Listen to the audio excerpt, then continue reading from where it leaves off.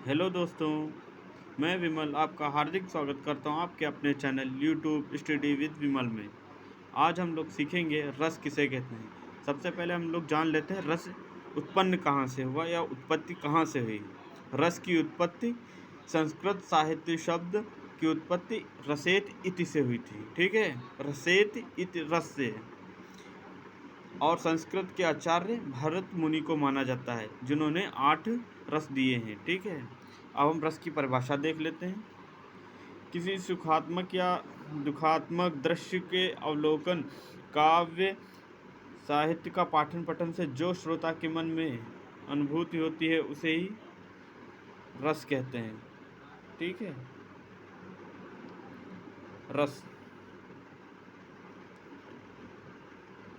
रस एक आनंद है, एक भूति है जो हमारे मन में प्रकट होती है। रस 4 प्रकार के होते हैं, ध्यान से देख लीजिए आप लोग। स्थायी भाव, विभाव, अनुभाव और संचारी भाव। विभाव 2 प्रकार के होते हैं, आलंबन और उद्दीपन। और आलंबन भी 2 प्रकार के होते हैं, आश्रय और विषय आलंबन। ठीक है, अब आ जाते हैं अनुभाव पे। अनुभाव 4 प्रकार के होते हैं, कायिक, पाष्टिक, आर्या और सात्विक। ठीक है, अब सबसे पहले जान लेते हैं कि स्थायी भाव किसे कहते हैं। स्थायी भाव जो सहृदय, यानी जो हमारे हृदय और दूसरों के हृदय समान रूप से मिलते हों। जैसे किसी गरीब किसान की बात की जाए तो किसान समाज यानी किसान की कोई भी समस्या हो तो किसान के ऊपर निर्भर करती है किसान समस्या। ठीक है, तो हर किसान को अपनी समस्या लगती है। तो हम इसी तरह सहृदय को, अपने भावनाओं को अपने जैसी भावनाएं लगें। सहृदय के मन में जो भाव मनुष्य को सदा विद्यमान रहते हैं स्थायी भाव कहलाते हैं। ठीक है, ये परिभाषा ये हो गई। एक दूसरी जो आपको दूसरी पसंद आए, वे भाव जिनसे हम अपनी भावनाएं प्रकट करते हैं या परिस्थिति के अनुसार स्वयं उत्पन्न होती हैं, उन्हें स्थायी भाव कहते हैं। ठीक है, ध्यान से देखिए। स्थायी भाव जो जो किसी हम अपनी भावनाओं को प्रकट करते हैं। ठीक है, ध्यान से देखते रहिए। अब हम बात करते हैं विभाव की। ठीक है, अब विभाव में आ जाते हैं।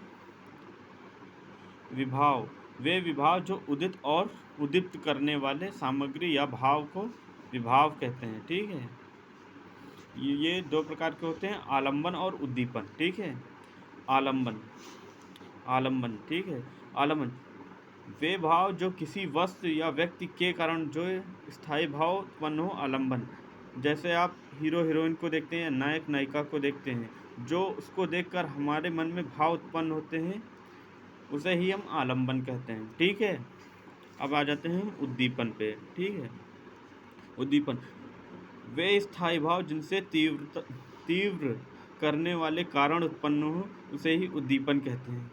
ठीक है, जैसे ठीक है, आप आप नायक नायिका पेड़ की छाया में बैठे हैं। ठीक है, फिर ठंडी ठंडी हवा चल रही है या मधुर संगीत बज रहा है, उसी को उद्दीप्त करते हैं, यानी उस भाव को बढ़ाते हैं।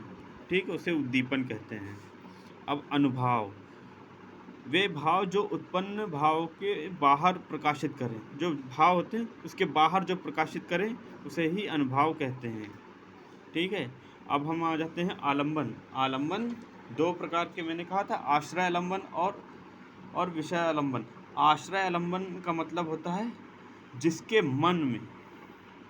मन में भाव उत्पन्न हो वो आश्रय आलंबन। ठीक है, अब जिसके कारण, इसे ध्यान से सुनिए, जिसके कारण भाव उत्पन्न हो विषय आलंबन, और जिसके मन में भाव उत्पन्न हो वो आश्रय आलंबन। फिर से ध्यान से सुनिए, जिसके कारण भाव उत्पन्न हो विषय आलंबन, जिसके मन में भाव उत्पन्न हो उसे आश्रय आलंबन कहते हैं। ठीक है, अब हम संचारी भाव पे आते हैं। संचारी भाव संचारी भाव वे भाव जो अल्प समय के लिए संचरण करके चले जाएं संचारी भाव कहलाते हैं। ठीक है, संचारी भाव मतलब कोई नायक नायिका पेड़ के नीचे बैठे हुए हैं और कोई आया कहा कि आपकी जोड़ी अच्छी है। ठीक है, जैसे आपकी जोड़ी आए, कहा कि आपकी जोड़ी अच्छी है और चला गया। ठीक, इसी प्रकार कहा गया है वे भाव जो अल्पसंख्यक कुछ समय के लिए जो संचरण करके चले जाएं। मतलब उसने नायक नायिका को बताया आपकी जोड़ी अच्छी लग रही है और बता के वो चला गया, तो संचरण भाव कहलाता है। ठीक है, अब हम जान लेते हैं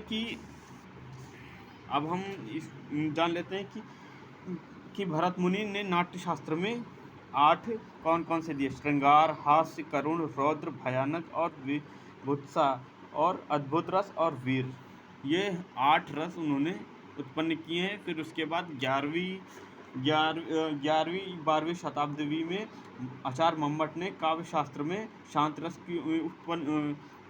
को उत्पन्न किया। फिर उसके बाद 14वीं शताब्दी में एक है पुत्र पुत्री यानी वात्सल्य के रूप में एक नया रूप प्रकट हुआ, जो 11वां रूप प्रकट हुआ। और फिर एक थे चैतन्य गौड़ संप्रदाय, उसमें थे कौन से स्वामी